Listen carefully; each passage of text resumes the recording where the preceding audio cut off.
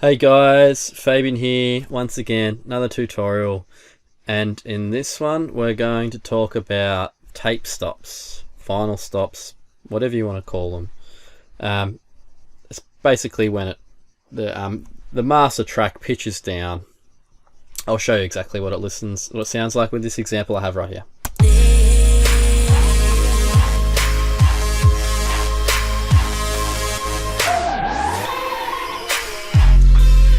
So a very traditional sound. It basically derives from slowing down vinyl, slowing down a tape, and that's the sound that it sounds like. But we have to emulate that. So I'll show you how to do it. So on this track here, you can hear that when the tape stop happens, this lead at the top up here is still playing over the top of it. Now I don't want that to be affected by the tape stop, so what I do, I deactivate all of the tracks that I don't want to be affected by the tape stop, because what we're going to do, we're going to sample our entire track into one audio clip, into one audio track. So I've deactivated these two leads that I don't want to be tape stopped. I'm going to just get my track back in shape, back to where it should be. Okay, now I'll turn that one off there. So this is my song without it being tape stopped. So now let's create an audio track here. Let's click this drop down box and click resampling, and this is going to sample our song from our master. Let's drag this loop across a little bit because I don't want to have it looping while I'm recording. So we can arm our track, arm our recording, and now play through our whole song.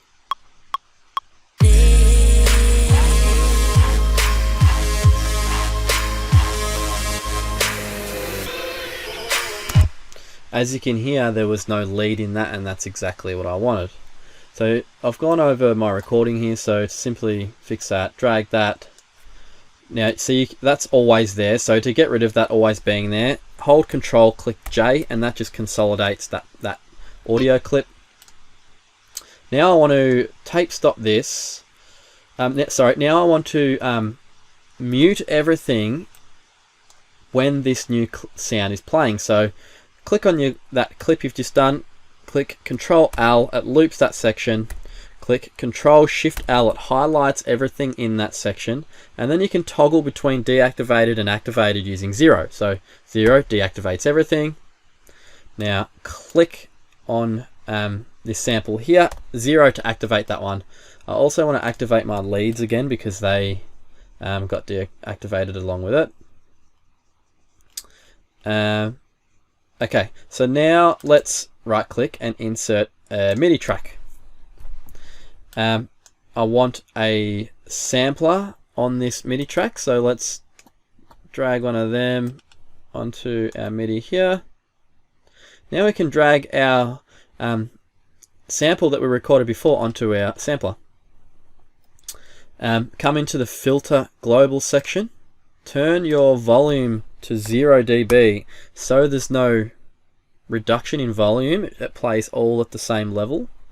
And come over to MIDI and raise your pitch bend range all the way up to 24.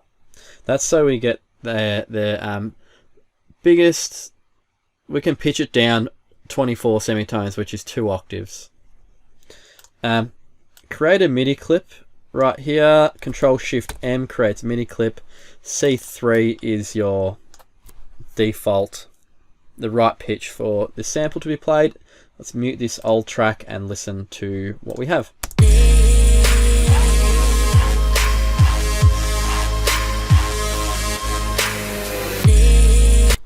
And it sounds like I've also still got these muted up here, so let's put them back in and have a listen.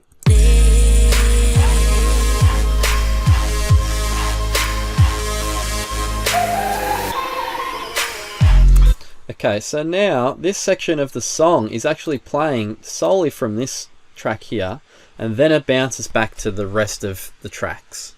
So now we can manipulate that whole section of the song using this one audio, this one sampler. Let's rename that to sampler. Okay, so if you come over here, you'll see this little line here. I think that's new to live 10. If it's on live 9, if you're on live 9, you might have an E down there for envelope, I think. So if it's not yellow, toggle it on till it's yellow. Come up to this drop down box, you'll see this 44 audio, or whatever your channel was called. So now click MIDI control and you'll see pitch bend right there. That's what we want. If it's not highlighted, you can find it in the drop down box.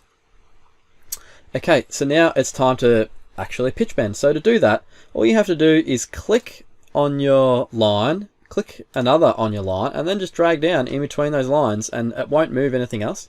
If you don't do that, and you just go like this, then drag it down, you can see how it lowers everything else around there. So to stop that, make another anchor point and then lower this down, and you can get a nice line happening. Okay, let's listen how that sounds.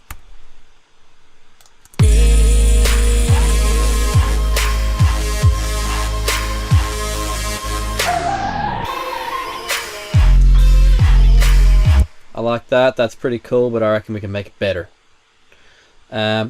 I like pitch down, then pitch up. It kind of builds into the next section for me. That's just personal taste. So to do this, and to make it sound nice and smooth, just create a V like this, hold Alt, click the line, and then drag your mouse up or down to curve it. So I'm going to create a curve like that, nice V, and let's see how good that sounds.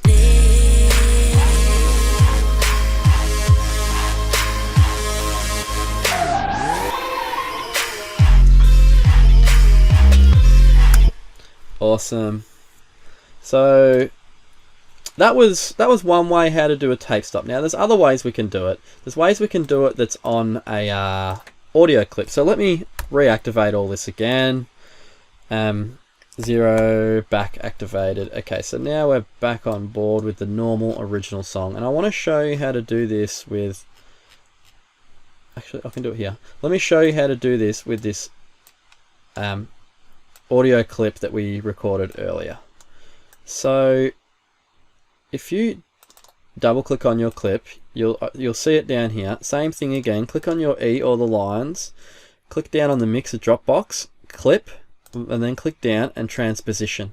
Now this here is the same thing. You can pitch bend down like this, drag it down. You can see the semitones that it's going down.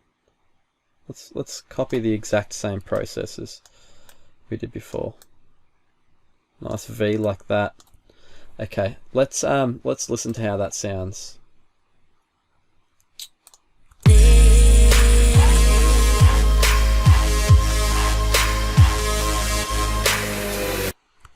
Sorry, I have to click over here, preserve, drop down, beats here, and go complex pro.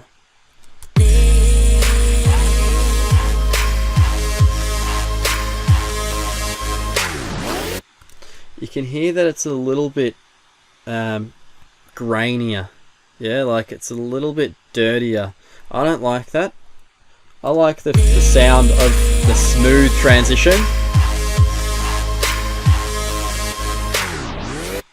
That sounds a lot cleaner to me, a lot better. So I personally do my tape stopping through a sampler. It's just personal preference, but you know, you choose whatever you think sounds best. So that's it. That's how you do a tape stop, a vinyl stop, whatever you want to call it. I hope this has helped. If you would like these project files, just give me a subscribe, leave a comment down the bottom saying that you want these project files, and I'll personally get back to you and send them and email them directly to you. So that's it. Peace.